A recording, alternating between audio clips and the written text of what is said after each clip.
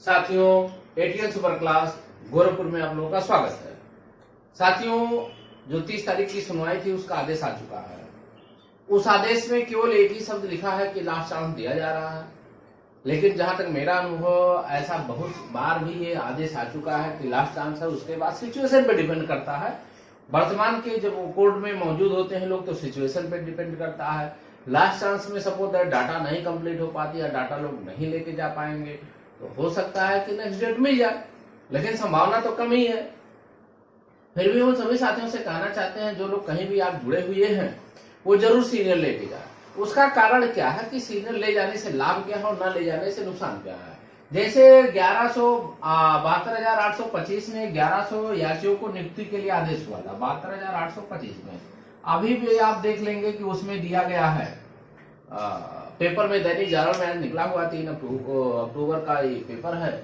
1100 याचियों में केवल 862 लोग नौकरी पाए, शेष लोग आज भी भटक रहे हैं, जिसमें भाई नेम दिया हुआ है कि ये लोग भटक रहे हैं। और उसमें दिया गया है कि ये जो है कुछ कमियों के कारण इनको निकाल दिया गया था। वो भर्ती ने कमी कोई नहीं थी, क्योंकि उसमें ऐसे भी अभ्यर्थी ऐसे पाए हैं कि 95 ऐसे अभ्यर्थी नौकरी पा गए हैं जो फार्म ही नहीं भरे थे, तो उनकी कमी नहीं देखी गई। लेकिन बहुत सारे ऐसे लोग हैं जिनकी कमी देख करके उनको बाहर कर दिया गया। तो ये कहीं ना कहीं जो सीनियर नहीं लेकर के गए थे या उनकी कमी थी, अभ्यर्थियों की पर्सनल कमी थी। वो जैसे बहुत सारे अगुवाकार कहते हैं ऐसा काम करना पड़ेगा, लेकिन वो लोग नहीं करते हैं, अपनी जो है जबरदस्ती करते हैं कि नहीं हमको हो सकता है नौकरी मिल जाए। तो उन्हीं की हठधर्मिता की वजह से आज जो है 1100 को आदेश हुआ, लेकिन पाए कितना?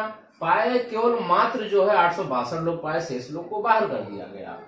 तो पिछली बार जो है 2 सीनियर गए हुए थे, एक किसी ने ले गया था महालक्ष्मी पावनी, किसी ने उनको ले गया था। दूसरे हमारे रजनी थॉमस सर बार बार जा रहे हैं, एटीएन सुपर क्लासेस की तरफ से बार बार जा रहा है। हमारी टीम शुरू से लेके हम जा रहे हैं, आज से नहीं लेके जा रहे हैं। पिछले साल भी हमारी रजनी थॉमस सर जो है बार बार सीनियर जो है लेके जा रहे हैं। और ये रजनी थॉमस सर इस बार भी लगभग 5वीं बार हमारे कंटिन्यू शामिल हो गए हैं, 4वीं-5वीं बार शामिल होते जा रहे हैं।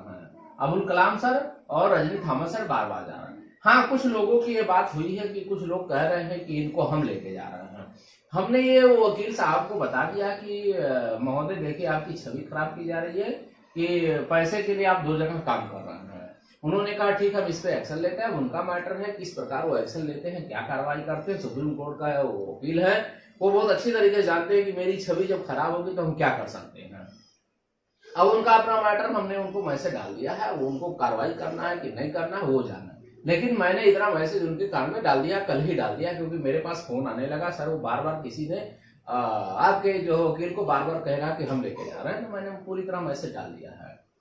अब रही बात जो है आखिर में 2 ही सीनियर क्यों लेके लोग जा रहे हैं। जब इतनी संख्या है 20 से 22 फाइलें वहां जा चुकी है तो 2 ही वकील से काम चल जाएगा। कहीं ना कहीं आपको खामियाजा भुगतना पड़ेगा। जो लोग आईए डाल करके गायब हो जा रहे हैं या सोच रहे हैं हम आईए से नौकरी पा जाएंगे, तो गलतफहमी के शिकार हो रहा है कि आईए से नौकरी नहीं मिलती है। जब तक सीनियर आपका खड़ा नहीं रहेगा, सीनियर पे आपका जो है फोकस नहीं होगा। और सीनियर जब रहते हैं तभी जो है जज महोदय के ऊपर भी दबाव बनता है, सरकार के ऊपर भी दबाव बनता है, और सीनियर का कहीं ना कहीं वैल्यू होती है। अगर सीनियर की वैल्यू नहीं रहती, सब लोग जूनियर ही कर लेते। अगर इतने रहता तो सब लोग जूनियर को काम करके चला लेते। लेकिन कहीं ना कहीं उसकी वैल्यू है, और वैल्यू की वजह से ही जज महोदय उनको रिस्पेक्ट देते हैं और उनकी बातों पे सहमत होते हैं। तो सभी लोगों से एक ही बात कहना चाहते हैं कि कहीं भी आप जुड़े हो अपना पॉजिटिव निगेटिव देख लें, और पॉजिटिव निगेटिव जब तक आपको नहीं समझ में आएगी तब तक आप सीनियर पे दबाव नहीं डालेंगे। उन लोगों पे दबाव डालिए, क्योंकि सभी लोग बार बार यही कह देते हैं कि हमारे वकील हैं। अगर उनके वकील है तो उनको प्रूफ मांग लीजिए उनसे वकील क्या है। सीधी सीधी बात है कि आपने वो जो है किया है तो आपने पेमेंट कितना किया और आपका खर्चा कहाँ जा रहा है। रजनी थॉमस सर जो है हमारे हो गए, एटीएन सुपर क्लास की तरफ से रजनी थॉमस बार बार जा रहे हैं, हम तो बार बार कह रहे हैं। यदि कोई कह रहा है तो उसके खिलाफ तो एक्शन होना है, वो तो हमारे सीनियर साहब वो निपट लेंगे, क्योंकि इधर कोर्ट बंद चल रहा है तो कहीं ना कहीं कार्रवाई होगी, वो तो कन्फर्म है। वो तो हमने मैसेज डाल दिया कि सर आपकी छवि धूमिल की जा रही है। और इसी प्रकार महालक्ष्मी पावनी को किसी ने ले गया था, उसकी जानकारी हमको तो नहीं है, लेकिन उसमें लिस्ट में आया है तो किसी ना किसी ने तो ले ही गया था। अब बताइए इतनी फाइल होने के बावजूद मात्र 2 ही लोग लेकर के गए और 2 ही लोग खड़े हो रहे हैं, बाकी लोग कहाँ जा रहे हैं, पैसा लेकर के जा कहाँ रहे हैं। नाम इतनी लंबी चौड़ी फेंकेंगे लेकिन वो वो है नहीं, मार्केट में है ही नहीं है, तो आखिर में कहीं ना कहीं आपके साथ धोखा हो जाएगा। आपको ये लग रहा कि हमको नौकरी मिल जाएगी, तो गलतफहमी का शिकार हैं। दूसरी बात हम कह रहे हैं कि जनरल कैटेगरी के एक कैंडिडेट को 1 नंबर बढ़ भी जाएगा, तो मैं आज भी दावे के साथ कहता हूं कि सरकार उनको नौकरी नहीं देगी। जनरल कैंडिडेट, ओबीसी कैंडिडेट भूल जाए। कारण उसका यही भूल जाए क्योंकि जो सीट है, बार बार सरकार अभी भी रो रही है कि सुप्रीम कोर्ट से कोई गाइडलाइन नहीं आई। सुप्रीम कोर्ट से कोई गाइडलाइन यदि नहीं आती है तो आपको ना ओबीसी का नौकरी पाएगा, ना जनरल का नौकरी पाएगा, एससी का भी कैंडिडेट नौकरी नहीं पाएगा। उसका कारण है, जब सरकार बार बार कह रही है हमारे पास सीट नहीं है, और जो सीट बची हुई थी वो 1351 लगभग जो सीट बची हुई है वो एसटी की सीट बची है, तो सरकार स्वयं नहीं देना चाहेगी। सरकार इसलिए नहीं देना चाहेगी कि उसका जीता जागता उदाहरण है कि 72,825 में आज भी 6,000 सीटें बाकी हैं, और 6,000 सीटें बाकी हैं, किसकी बाकी है? एससी की।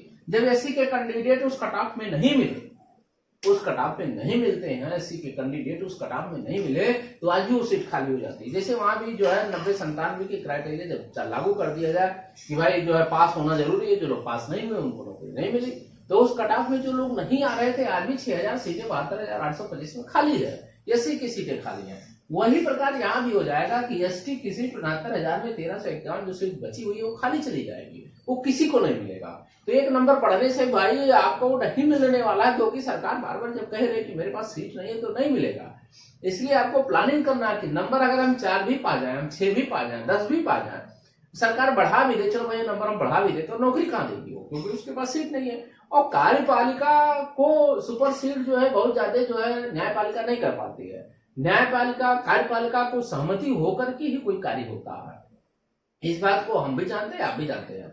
कोई भी सरकार है, सरकार दोषी नहीं होता, वो कार्यपालिका है, और कार्यपालिका को व्यवस्था करना होता है कि हम कैसे अपने लोगों को व्यवस्थित कर रहे हैं।